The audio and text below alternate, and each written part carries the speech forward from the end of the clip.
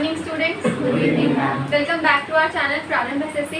और आज की जीके क्लास का हमारा टॉपिक है, हम लोग ज्योग्राफी से स्टार्ट कर रहे हैं। तो ज्योग्राफी में सबसे पहले हम कवर करेंगे द अर्थ के बारे में सारी चीज़ें पढ़ेंगे। देन जो मेन इंपॉर्टेंट थिंग्स होती हैं, लाइक इंपॉर्टेंट टर्म्स जो होती हैं, ग्रीक वर्ड्स होते हैं, उनको कवर करेंगे। एंड उनके बाद हम सारी उसके बारे में कवर करेंगे, सॉइल के बारे में, लेक्स के बारे में, रिवर्स के बारे में, वो भी देखेंगे आज की क्लास में, वो कवर हो जाए। तो स्टार्ट कर रहे हैं हम द अर्थ के साथ। तो अर्थ में सबसे पहले हम शुरू करेंगे शेप ऑफ द अर्थ से। अ ग्रीक थिंकर, सबसे पहले तो एक आपको नेम दे रखा है, एक ग्रीक थिंकर थे जिनका नाम था पाइथागोरस। इन्होंने ये स्टेट किया था, इन्होंने ये कहा था कि जो अर्थ है वो round like a ball sphere के जैसे दिखेगा। तो ये स्टेटमेंट इनके द्वारा दी गई थी, तो ये आपको याद रखना है, बस इनका नेम आप ध्यान रखना, आ जाता है एसएससी में पूछ लेते हैं। मूवमेंट्स ऑफ द अर्थ में आते हैं, the earth moves into the two main ways. दो तरीके से अर्थ की मूवमेंट होती है, जैसे कि रोटेशन और एक होता है रेवोल्यूशन। तो रोटेशन क्या है? Spinning of the earth on its own axis, के अपनी एक्सिस पर ही अर्थ क्या हो रही है, घूम रही है, चक्कर लगा रही है, बट अपनी एक्सिस पर ही, वो होती है रोटेशन। एक होता है रेवोल्यूशन, जो कि है movement of the earth around the sun. Earth की मूवमेंट अराउंड द सन, वो किसमें आता है? वो आता है आपका पार्ट रेवोल्यूशन। तो रोटेशन ध्यान रखना जब अपनी एक्सिस पे अर्थ घूमे, और रेवोल्यूशन ध्यान रखना जब सन के अराउंड यहाँ पे अर्थ मूव करती है। Rotation of the earth takes about 24 hours to complete one full rotation. 24 hours लेती है, तो 24 आवर्स में जब एक रोटेशन लेती है तो हमारा पूरा एक दिन हो जाता है। It spins from west to east, this is why the earth appears to rise in the east. कैसे कहाँ से स्पिन करती है ये? फ्रॉम वेस्ट टू ईस्ट, तो वेस्ट टू ईस्ट यहाँ पे ध्यान रखेंगे।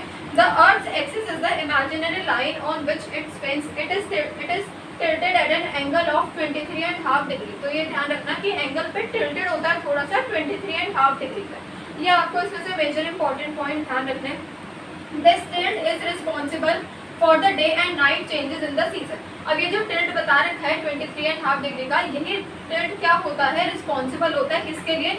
जो आपका दिन और जो रात में जो अलग अलग चेंजेस होते हैं, किसमें? सीजन्स में, जो अलग अलग सीजन्स आते हैं। अब सीजन्स के नाम बताओ, चार सीजन्स के नाम बताओ। समर, विंटर, विंटर और ऑटम और rain, spring. The speed of rotation is fastest at the equator and slower near the poles. The Earth's rotation speed is almost zero at the poles। की poles पर जो rotation की जो speed है वो almost कितनी रहती है? Almost zero रहती है। तो इस वाले point से आप zero ध्यान रखना। The rotation speed is the highest at the equator, और equator पर जो rotation की speed है वो क्या रहती है? सबसे ज़्यादा highest रहती है। तो lowest ध्यान रखना कहाँ पे रहती है, और highest कहाँ पे ध्यान रखना, कहाँ पे ध्यान रहती है, मतलब कहाँ पे रहती है। The rotation of the earth causes day and night, और यही rotation day और night के लिए होती है। We see the sun rising and setting because of the earth's rotation. Rotation causes time differences between different places on the earth. It also causes the Coriolis force which bends the path of wind and ocean currents. Tides are caused partly by earth's rotation and partly by the gravity of the sun and the moon. तो इस वाले पूरे point में से जो 5-6 points introduction के आपको दे रखे हैं, उसमें से आपको ध्यान रखना होगा यहाँ तक।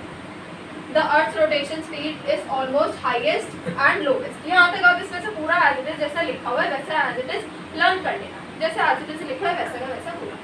Earth moves around the sun in anti-clockwise direction from west to east। This movement is called the revolution of the Earth। The revolution of the Earth ध्यान रखेंगे। Then again explanation दे रखी है, take 365 days and 6 hours to complete one revolution। Earth's path is oval shaped, यानी elliptical path का होता है oval shape का। So its distance from the sun changes during 1 year। अब यहाँ पर दो डेट्स दे रखी है majorly, on January 3rd and July 4th। January 3rd का बता रखा है, ये क्या होता है? Earth is closest to the sun, कि सन के सबसे पास होता है क्या? Earth. This is called the perihelion, 147 million kilometre. उसके बाद आते हैं जुलाई 4th, एक January 3rd ध्यान रखेंगे इसमें से, और एक जुलाई 4th। जुलाई 4th क्या है? अर्थ इज फारथेस्ट फ्रॉम द सन, मतलब इसमें बता रखा है क्लोजेस्ट कब होता है, और एक बता रखा है कि दूर कब होता है, पास कब होता है और दूर कब होता है, ठीक है। दिस इज कॉल्ड एपिहेलियन, इसमें कितना होता है? 152 मिलियन किलोमीटर। तो ये जो दो पॉइंट्स हैं, ये तो ध्यान रखना होगा, मिलियन किलोमीटर, और ये इतना इसमें से आप ध्यान रखना कि क्या होता है January 3rd का, और एक दूसरी डेट क्या है? 4th of July, 4th July January। Revolution causes the changes off season of earth, और यही जो रेवोल्यूशन हो रहे हैं यही कारण होते हैं किसके, जो अलग अलग चेंजेस यहाँ पर आते हैं. It also causes different lengths of the day and night throughout the year. The amount of sunlight and temperature zone changes due to revolutions. Seasons happens because the earth, ये again वही दे रखा है कि इसीलिए seasons आते हैं. The tilt stays same all year which causes different seasons. The main four seasons are spring, summer, autumn and winter. Earth moves around the sun on tilted axis, not straight नहीं move होता, tilted axis पर move होता है. Because of this tilt, the position of the sun changes slightly every day. On March 21st and 23rd of September, the sun rises exactly in the east and sets exactly in the, कहाँ पे set होगा, waste. ठीक है, तो ये हम ध्यान रखेंगे इतना पार्ट. तो फर्स्ट वाले पेज से काफ़ी ज़्यादा है जो आपको अच्छे से एक एक चीज़ पढ़नी होगी, एक एक चीज़ समझनी होगी और एक एक चीज़ ही लर्न करनी होगी. बिकॉज डायरेक्ट स्ट्रेट फॉरवर्ड इतने से वैसे एक पूरा एक क्वेश्चन बन के आ सकता है. तो आपको अच्छे से समझना होगा, अच्छे से सारी चीज़ें पढ़नी होगी, पूरी इस फाइल को अच्छे से पढ़ना. उसके बाद आते हैं हम यहाँ पर क्या लिखा है, हेडिंग क्या लिखा है, जोर से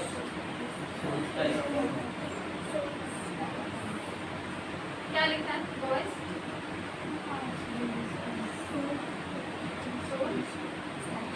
जोर से बोलो ये सब एक साथ. सोल्स्टाइस क्या होता है, ये पहले पढ़ा है स्कूल में, पढ़ाते तो है बट ये हेडिंग नहीं बता, ये इस नाम से जाने जाते हैं बट वो एसएससी में पूछ लेते हैं. ये कह रहे हैं कि ना ये ट्वाइस अ ईयर होता है, मतलब जो ये चीज़ यहाँ पे मेंशन करी हुई है इसको कह रहे हैं कि ये 2 बार आती है. When the sun is directly above either of the two tropic of cancer और ट्रॉपिक ऑफ कैप्रिकॉर्न. तो ये आपको पता है, ये डायग्राम पहले भी देखा होगा सबने, है ना, ज्योग्राफी की बुक में होता था. बीच वाला ये सेंटर आ जाता है किसका, इक्वेटर का. ऊपर आता है tropic of cancer, north pole, और नीचे साउथ पोल जहाँ पे आर्टिक सर्कल है, एंटार्क्टिक सर्कल है और ये वाला आर्टिक सर्कल है. ये ट्रॉपिक ऑफ कैंसर और ये ट्रॉपिक ऑफ कैप्रिकॉर्न. तो इतना आपको तो अच्छे से पूरा पता होना चाहिए, बनाना भी आना चाहिए और एक एक चीज़ पूरी क्लियर होनी चाहिए कि कैसे कहाँ पे क्या चीज़ होती है, नॉर्थ पोल पे क्या है और साउथ पोल पे क्या है, कहाँ पे आर्टिक सर्कल है, कहाँ पर एंटार्क्टिक सर्कल है. ये ध्यान रखना, नॉर्थ का है, साउथ का, और कहाँ कहाँ पे क्या क्या चीज़ लोकेटेड है, ये ध्यान रखना. अब इसमें क्या चल रहा है कि ट्वाइस अ ईयर होता है, मतलब एक साल में 2 बार ये चीज़ देखने को मिलती है. क्या, जब सन डायरेक्टली होता है कहाँ पर, above either of the two tropic of cancer और ट्रॉपिक ऑफ कैप्रिकॉर्न, कि दोनों तरफ क्या होता है, सन की यहाँ पे डायरेक्शंस होती हैं, ये यहाँ पे बताई जा रही है.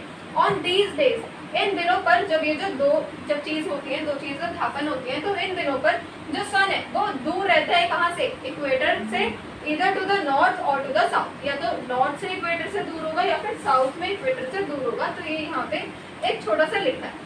अब वही चीज़ ये 2 दे रखी है यहाँ पे, एक समर होता है और एक विंटर होता है. एक साल में 2 बार देखने को मिलता है, तो समर में और एक विंटर में.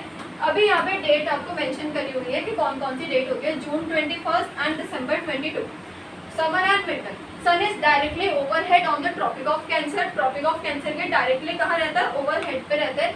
Northern hemisphere gets more sunlight. तो जो नदर्न हेमिस्फीयर वाला पार्ट होता है वहाँ पे ज़्यादा सनलाइट रहती है.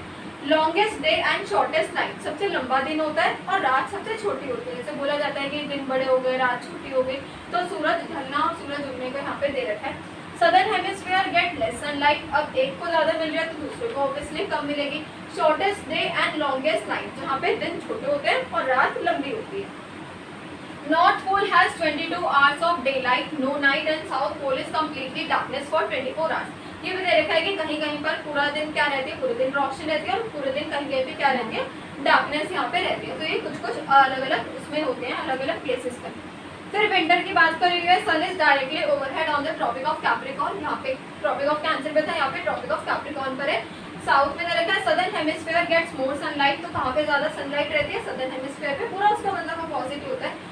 Summer there longer days and shorter nights. फिर northern hemisphere get less sunlight. Winter ज़्यादा रहती है वहाँ पे, shorter days and longer nights. रात लंबी हो जाती है और दिन क्या हो जाते हैं, छोटे हो जाते हैं. तो ये चीज़ यहाँ पे गिवन है.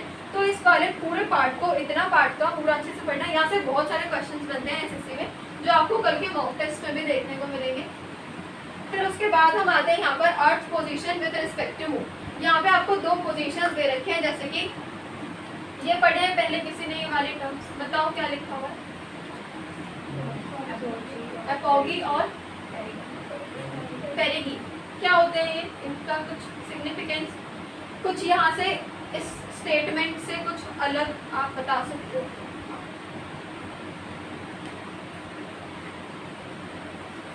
Hemant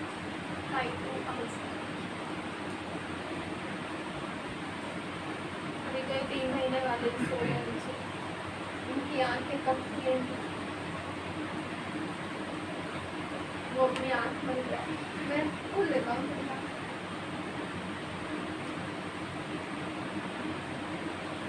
The period of the farthest distance between moon and earth, the period of the nearest distance between moon and earth. सीधे सीधे लैंग्वेज में दे रखा है कौन सा पीरियड, एक तो होता है दूर का पीरियड, किसके बीच में, मून और अर्थ के बीच में, और ये होता है कौन सा, नियरेस्ट डिस्टेंस, किसके बीच में, अगेन मून एंड अर्थ के बीच में डिस्टेंस दे रखा है। तो जब दोनों बहुत दूर दूर है तो ये वाला पीरियड होता है, और जब दोनों बहुत ही नियरेस्ट पर है, पास में है, तो ये वाला पीरियड यहाँ पे माना जाता है। ये इनकी टर्म्स होती है।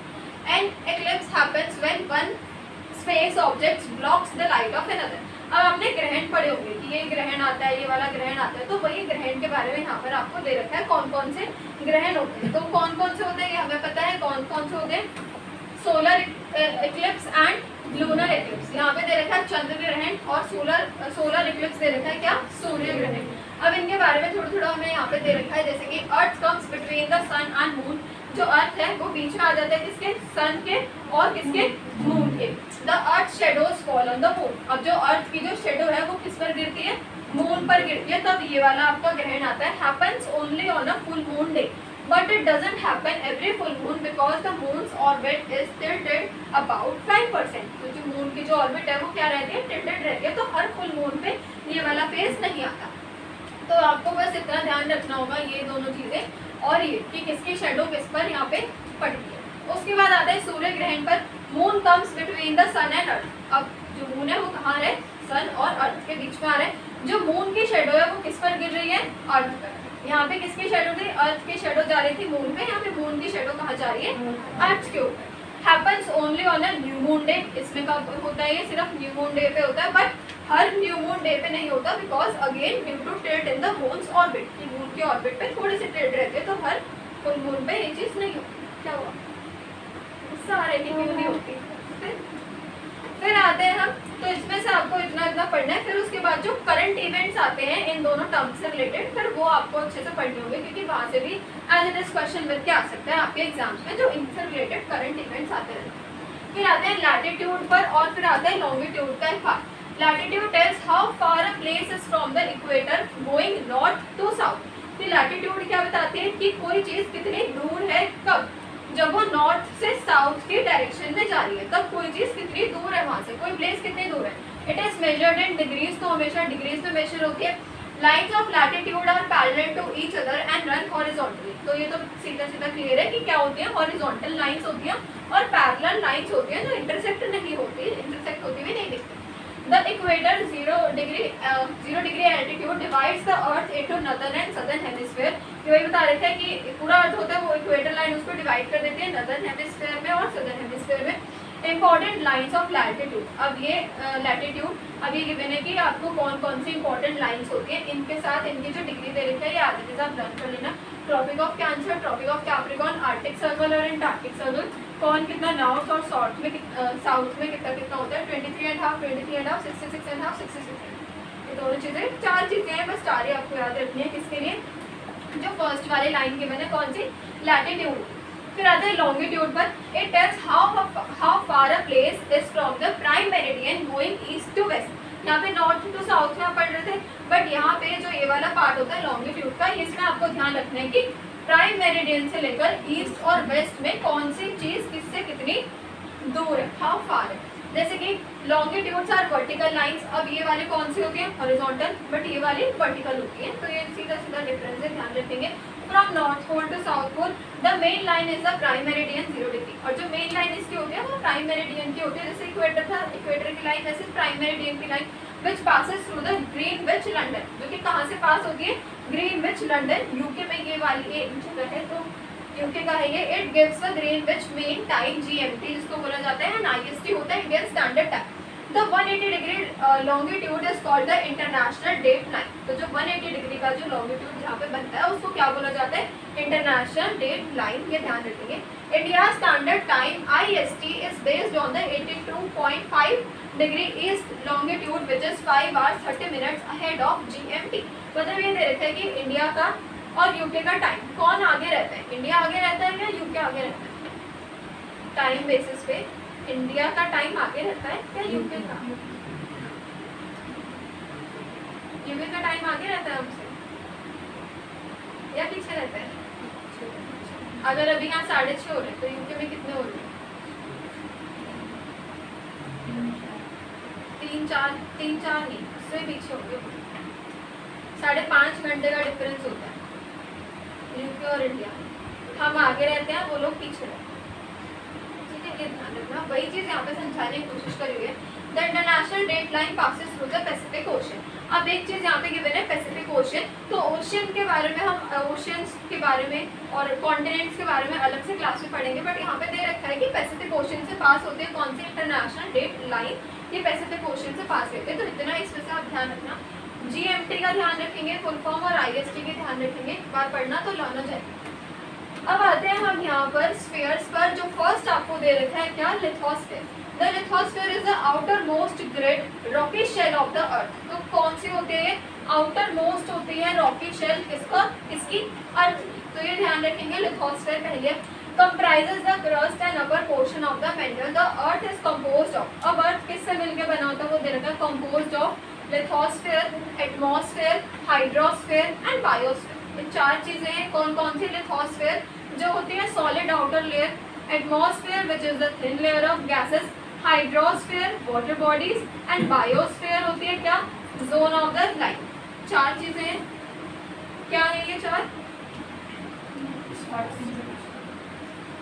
बस इसको बोलते हैं। बड़ी आवाज आती है फिर यहाँ से दब जाती है आवाज, जो बोलो क्या बोलते हैं, हाँ इतना टाइम क्यों लगता है वो। इंटीरियर ऑफ द अर्थ, ये ध्यान रखना, लिथोस्फीयर क्या है, एटमॉस्फेयर क्या है, हाइड्रोस्फीयर क्या है और बायोस्फीयर क्या है, 4 चीजें ध्यान रखना। इंटीरियर, फिर इंटीरियर आता है जैसे कि डिवाइडेड इनटू, अब ये डिवाइड हो रखा है किसमें, क्रस्ट में, अपर मेंटल में, देन लोअर मेंटल में और आउटर कोर में और इनर कोर में। अब वही चीजें हमें यहाँ पे डिटेल्स में दे रखी है कि नाम से तो हमने जान लिया, बट इनमें डिटेल्स में क्या है, इनमें और क्या क्या एलिमेंट्स हैं, क्या क्या चीजों से बना हुआ है। इनर कोर पर द क्रस्ट की बात करते हैं, तो the crust is the outer most layer of the अर्थ। कौन सी लेयर होती है, आउटर मोस्ट लेयर होती है जिस पर हम रहते हैं, where we people live. It's about 5 to 30 kilometre thick. कितनी थिक दे रखी है, 5 to 30, ये ध्यान रखना कितनी ज्यादा थिक होती है ये वाली लेयर किसकी, earth. The crust is thicker under continents and thinner under oceans. अब कहाँ पर थिकर रहती है, कॉन्टिनेंट्स में, और थिनर कहाँ पे रहती है, ओशियंस के अंदर, जो ओशियंस वाला पार्ट है वहाँ पे थिन रहती है, बट कॉन्टिनेंट्स में यही चीज क्या रहती है, थिकर रहती है। तो अभी कॉन्टिनेंट्स और ओशियन वाला पार्ट आप साइड में रखो, अभी उसको मैं आगे नेक्स्ट क्लास में आपको एक्सप्लेन करूंगी पूरा। टाइप्स ऑफ क्रस्ट दे रखा है, कौन कौन सी होती है, कौन कौन सी है, ओशियनिक क्रस्ट और continental crust. Under land areas is made of SiAl, ये क्या है, सिलिका एंड एल्यूमिनियम। ये 2 चीजें ध्यान रखना किससे मिलके बनती है, और ये oceanic crust under oceans it is made up of SiMa। SiMa क्या है, मैग्नीशियम और SiMa SiAl, ये 2 चीजें आपको ध्यान रखनी होगी टाइप्स ऑफ क्रस्ट के अंदर। इंपॉर्टेंट लेयर दे रखी है यहाँ पे, ये क्या है इसको बताओ, pronounce this, the conord। Discontinuity is the boundary between the upper and the lower part of the crust। ठीक है, इंपॉर्टेंट लेयर, ये भी एक तरीके की लेयर है, इसको ध्यान रखेंगे। और types of crust SiAl SiMa, ये 2 चीज़ें ध्यान रखनी होगी, ये भी आपके कल के मॉक टेस्ट में पूछा जा सकता है। ठीक है, कहा गया तो ध्यान रखना। मिडल लेयर ऑफ द अर्थ को यहाँ पे बोला जा रहा है क्या, the mental, located between crust and the core. किसके बीच में होती है ये वाली लेयर, क्रस्ट के बीच में और कोर के बीच में जो पाया जाता है वो ये होता है, located between crust and the core, about 10 kilometre thick. कितना होता है, 2900 यहाँ पे दे रखे हैं, कितनी थिक ये वाली लेयर यहाँ पे होती है। Made up of magnesium, iron and silica, has 2 main parts. इसके भी 2 मेन पार्ट्स होते हैं, कौन कौन से, अपर एंड लोअर। अपर को क्या कहा जाता है बताओ, called asthenosphere, it is a semi fluid and allows plates to move. ये क्या होती है, सेमी फ्लूइड होती है ये, और अलाउ करती है किसमें, अलाउ करती है किसको मूव करने में, किसको मूव करने में, प्लेट्स। लोअर वेंट्रल होती है सॉलिड है, लाइज बिटवीन द, इसमें क्या लिखा है, दोबारा पढ़ो again, asthenosphere. Inner layer of earth, ये तो आपने पढ़ा कौन से लेयर, आउटर लेयर के बारे में, क्रस्ट के बारे में। इनर लेयर पर आते हैं, so the inner most and the hottest layer made up of निकल एंड आयरन कॉल्ड NiF। तो इससे आप ध्यान रख सकते हो कि क्या किसको कहा जा रहा है, तो इसीलिए लर्न हो जाएगा।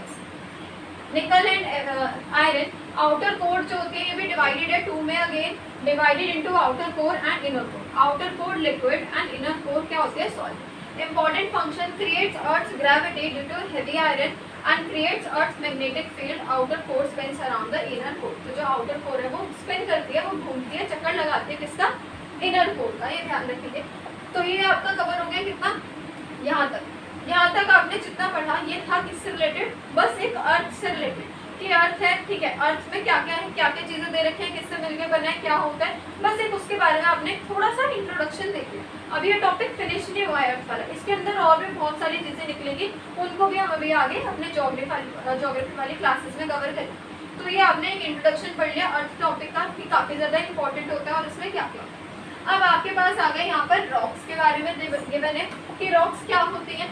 अर्थ crust is made up of rocks which are mixtures of minerals. किससे मिलकर बनती है, जो क्रस्ट होती है वो रॉक से मिलकर बनती है, और रॉक्स में क्या है, मिक्सचर्स ऑफ क्या है, minerals.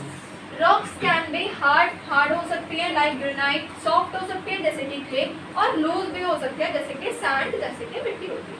The study of rocks is called petrology. Study of rocks is called petrology. तो ये भी इम्पोर्टेंट है। अब ऐसे ही स्टडी ऑफ दिस इसकी भी हमें अलग से क्लास कवर करेंगे, जिसमें आपको 500 से लेकर 600 तक की स्टडीज के बारे में लर्न करना होगा, और रिंकू को बहुत मजा आता है ऐसे 500 वाली चीज़ों को लर्न करने में, तो स्पेशली हम क्लास कवर करेंगे। और साथ में ऋषभ हंसते हैं तो ऋषभ को भी मज़ा आता है, ऋषभ को लर्न हो जाती है सारी चीज़ें, जैसे बुक्स एंड ऑथर्स आपने रख लिए। टाइप्स ऑफ रॉक्स, ठीक है, तो रॉक्स ले लेते हैं, कैसे कैसे हो सकते हैं, हार्ड हो सकती हैं, और कौन सी हो सकती है, सॉफ्ट और लूज हो सकती है। There are main 3 types of rocks. Rocks again 3 types की हैं। अब यहाँ पे दे आपको 3 टाइप्स रखा है, बट होती और भी बहुत सारी है, तो पहले हम मेजरली 3 टाइप्स पढ़ते हैं। या पहले भी पढ़ के आए होंगे 3 रॉक्स अपने 6th क्लास में, 7th क्लास में, 8th क्लास में, 9th क्लास में, तो अगेन उसको हमें रिपीट करने, जैसे कि इग्नियस रॉक, सेडिमेंटरी रॉक और मेटामॉर्फिक रॉक्स, ये 3 रॉक्स दे रखे हैं। चलो अब इतना तो आपने पढ़ लिया, इसके बारे में और कुछ बताओ अलग से कुछ। जैसे कि पहला दे रखा है किससे मिलके बनती है, when मॉल्टन magma cools and become solid, also called primary, और इसको पेरेंट रॉक के बारे में भी बोला जाता है। Any another information related to this rock as you all have created several videos on this topic. Sedimentary वाले जो बड़े-बड़े पत्थर होते हैं, जो नीचे दबे होते हैं वाले, और ये जो है मेटामॉर्फिक रॉक, ये मिट्टी के नीचे छोटे पत्थर हैं शायद। दोनों में डिफरेंस क्या है? काव्या, ये पढ़ा है ना आपने 6th में, वो पता कर पढ़ा होगा, तो आप स्कूल में ही हो ना, 6, 7, 8, 9 जो भी होता है, 10, हाँ लॉकडाउन आ गया था, तो लॉकडाउन आ गया था तो बुक्स तो थी हमारे पास, है ना, ऑनलाइन तो पढ़ाई हुई है। हेमंत 12th कंप्लीट होगी ना, कॉलेज नहीं पढ़ा,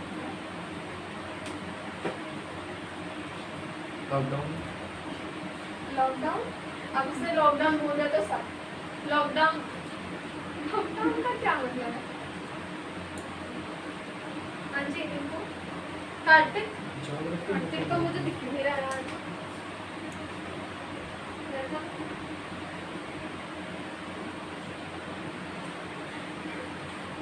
हंसी लो पहले सब, ये अलग डिफरेंस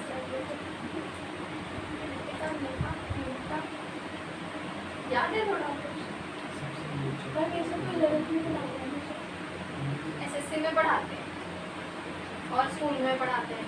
स्कूल में पढ़ाते हैं इसलिए मैं आपसे एसएससी में पूछ रही हूँ। स्कूल में तो सिर्फ प्रैक्टिकल ये सब पढ़ाते हैं। ये नहीं पढ़ाते? अच्छा, बहुत सारे पढ़ाते हैं।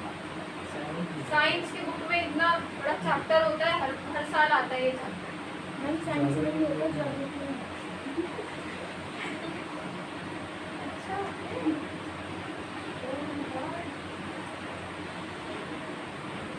तो ज्योग्राफी किसका पार्ट है? ज्योग्राफी को हिंदी में क्या बोलते हैं? भूगोल।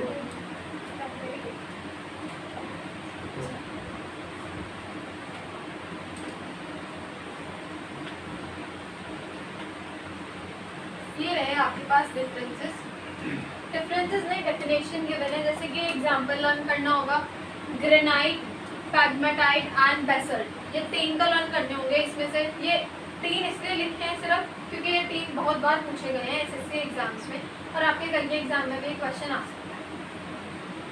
Okay, Kavya, Aarushi. No fossils inside found in volcanic regions, ये चीज़ आपको ध्यान होनी चाहिए कि कौन से रॉक कौन से रीजन में फाउंड होती है, वोल्केनिक में फाउंड होती है। यूज फॉर कंस्ट्रक्शंस के लिए हम इसको यूज करते हैं। ये मेजर डिफरेंसेस हैं और ये मेजर टर्म्स हैं जो एग्जाम में आती हैं, इसे लिखी हुई और आपको आइडेंटिफाई करना होता है। इतना लर्न कर लो, ये 3 चीज़ है ना। Sedimentary rocks made by pressing and hardening of layers of sediments from old rocks, plants and animals. Made by pressing and hardening of the layers of sediments. किसकी pressing and hardening of the layers की क्या करना? Pressing करना, उनको hard create करना। किससे? Old rock से, plant से, या फिर एनिमल्स का यूज करके। Fossils of the plants and animals are found in them, इसके अंदर प्लांट्स और एनिमल्स के जो फॉसिल्स होते हैं वो यहाँ पे पाए जाते हैं। फॉर एग्जाम्पल सैंडस्टोन्स हो गए, लाइमस्टोन्स हो गए, चॉक हो गया, जिप्सम हो गया, कोल हो गया। एंड यहाँ पे एक और देखा, अच्छा जिप्सम क्या होता है? निशा बताओ, साइंस स्टूडेंट। अब यहाँ से आपसे बहुत क्वेश्चन पूछूंगी, नहीं ना? जिप्सम किससे, मतलब कैसे बनता है ये? वो इसमें हाफ हाइड्रोजन। हाँ, हाफ मिक्स करके होता है। प्रथम पीयूपी और कैल्शियम। कैल्शियम और पीयूपी का तो यूज, और निशा मैं आपसे एक्सपेक्ट कर रही हूँ इसका answer please, as you are science student bio. वो याद करके आना है, ठीक है? नेक्स्ट क्लास में पढ़िए। मेटामॉर्फिक रॉक्स यहाँ पे पढ़ लेते हैं हम, उसके बाद यूजेस ऑफ रॉक्स पढ़ेंगे, फिर थोड़ा सा और पार्ट हम इसमें कवर करेंगे क्योंकि आज की क्लास में फिर इतना काफ़ी होगा हमारा। Metamorphic rocks formed when igneous और sedimentary rocks change due to heat and pressure. Old rock से न्यू रॉक यहाँ पे क्या हो रहा है? बनाया जाता है। Sedimentary rock to metamorphic rock, limestone, marble, sandstone, quartzite and shale में रखा है क्ले, स्लेट और एक और टर्म है यहाँ पे, क्या होती है? शिस्ट। What is this?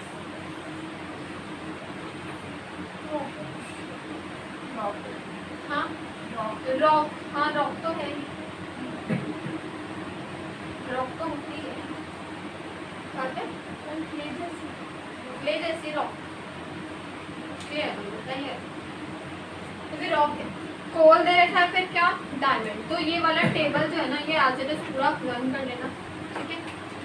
तो कल टेस्ट होगा, योगिता, हेमंत, आप दोनों को नहीं पता तो कल आपका टेस्ट भी होगा, ठीक है? तो टेस्ट में ये वाले क्वेश्चन आ सकते हैं, मतलब इस फाइल से क्वेश्चन आ सकते हैं।